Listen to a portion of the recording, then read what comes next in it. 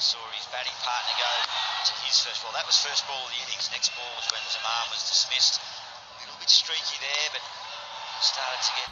पहले टी20 मैच में ऑस्ट्रेलिया ने टॉस जीतकर पहले पाकिस्तान को बैटिंग की दावत दी तो टी20 टीम के कप्तान बाबर आजम ने फ़खर जमान के हमरा ऑस्ट्रेलिया के खिलाफ इनिंग का आगाज किया, लेकिन फ़खर जमान पहले ही ओवर की दूसरी बॉल पर कोई रन बनाए बगैर पवेलियन लूट गए। फ़खर जमान के बाद हारिस सोहेल ने इनिंग के शानदार आगाज की कोशिश की, लेकिन वो दूसरे ही ओवर में 4 रन बनाकर पवेलियन लूट गए। हारिस सोहेल के बाद विकेटकीपर बैट्समैन मोहम्मद रिजवान ने कप्तान बाबर आजम के साथ बैटिंग लाइन को संभाला और 60 रन की शराकतदारी के बाद एस्टन एगर की बॉल का शिकार हो गए। बाद इज़ा मैच के 12वें ओवर के दौरान बारिश के बायस मैच रोक दिया गया और उस वक़्त कौमी टीम ने 3 विकेटों के नुकसान पर 88 रन बनाए थे।